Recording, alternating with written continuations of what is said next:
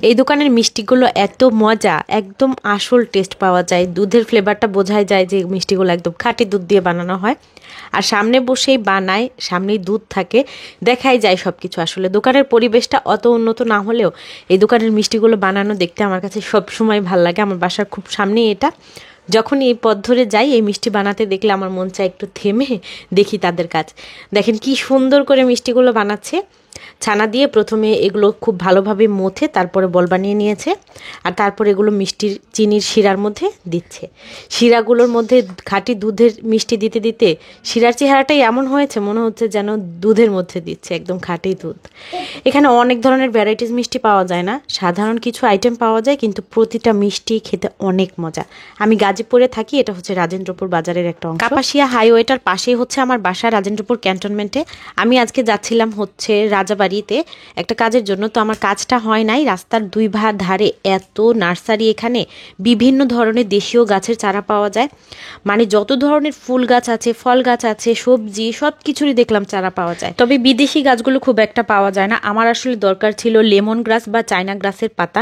একটা ঝোপড়া গাছ আমার ছাদে আমি দেখেছি কিছুদিন আগে, তো ওটা প্রতিবেশীর গাছ ছিল। তো ভাবির কাছে আমি চাইলে হয়তো বা ভাবি আমাকে গাছ দিত, তবে আমার কেন জানি না খুব লজ্জা লাগে, কারো কাছে কিছু চাইতে পারি না। তো ওই জন্য ভাবলাম নিজেই কিনে নেব, যেহেতু এখানে এত নার্সারি আছে। তো নার্সারিতে এসে আমার মোটামুটি মনটা খারাপই হয়ে গেল। 6-7টা নার্সারি ঘুরেও আমি চায়না গ্রাস পেলাম না। শেষমেশ একটা নার্সারিতে একটাই গাছ ছিল, সেই গাছটাই নিয়ে নিলাম। ওটা একদম অর্ধমৃত অবস্থায় আছে। তারপরেও নার্সারির ছেলেটা বলল যে এটা নিয়ে পানি টানি দিয়ে সুন্দর করে লাগিয়ে দিলে বাঁচবে। তো ওটাই নিয়েছি। কারিপাতা গাছ নিলাম। এত সুন্দর সুন্দর গাঁদা ফুলের চারা এখানে আছে, ছোট ছোট গাছে অনেক কলি দেখা যাচ্ছে। এগুলো খুব শীঘ্রই বড় বড় ফুল হয়ে যাবে। তো এখান থেকেও একটা গাছ নিলাম। আমার হাজব্যান্ডের তো বোম্বাই মরিচ অনেক পছন্দ, বরিশালের মানুষ তো, আমার কাছেও ভালো লাগে। বোম্বাই মরিচের চারা নিয়েছি। তারপর হচ্ছে আমার কাঠগোলাপ খুব প্রিয়। একটা কাঠগোলাপের ফুল দিলে মনে হয় আমার মনটা ভালো হয়ে যায়, এত পছন্দ আমার কাঠগোলাপ।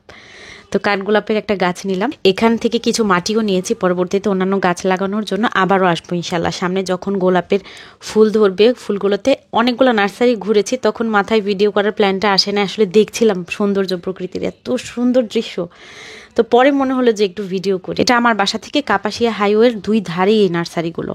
আর হচ্ছে এখানে গাছের দাম এত কম, মনে হয় সারা বাংলাদেশে এখান থেকে ট্রাক ভরে ভরে গাছ নেওয়া হয়। অনেক জায়গায় হয়তো বা সাপ্লাই দেওয়া হয়। আমার গাছটা দেখেন, চায়না গ্রাসের গাছটা বা লেমন গ্রাস বলে এটাকে, একদম মরা মরা অবস্থা। যাই হোক, সবগুলো গাছ নিয়ে নিলাম। এই আমার কাঠগোলাপের গাছটা মাত্র 50 টাকা নিয়েছে, খুবই কম দাম এখানে গাছ, যেহেতু পাইকারিতে বিক্রি করে। তো আবারও যাবো ইনশাল্লাহ পরবর্তীতে গাছ কিনতে। আজকে এই কয়টাই নিয়ে এসেছি। আমার রান্নাঘরের ছোট্ট একটা বারান্দা আছে গ্যাসের সিলিন্ডার রাখার জন্য, তো ওই বারান্দার মধ্যে আমি গাছগুলো আপাতত রেখেছি। আমার কাছে তো গাছ লাগাতে অনেক ভালো লাগে, কিন্তু জায়গা নেই, জায়গা স্বল্পতার কারণে লাগাতে পারি না। পরবর্তীতে ইনশাল্লাহ নিজের বাড়ি বা ফ্ল্যাট হলে অনেক গাছ লাগাবো। কে কে গাছ পছন্দ করেন, গাছ লাগাতে ভালো লাগে বা দেখতে ভালো লাগে, কমেন্ট করে জানাবেন। আর ভিডিওটা ভালো লাগলে আমাকে সাপোর্ট করার জন্য আমার ভিডিওটা একটা শেয়ার দিয়ে দিবেন। পরবর্তী ভিডিও দেখার জন্য পেজটা ফলো দিয়ে রাখবেন। আর লাইক কমেন্ট তো অবশ্যই করবেন। আজকের ভিডিওটা এই পর্যন্তই ছিল। দেখা হবে ইনশাল্লাহ পরবর্তী ভিডিওতে অন্য কোনো আয়োজনে। সে পর্যন্ত ভালো থাকবেন সবাই। আসসালামু আলাইকুম।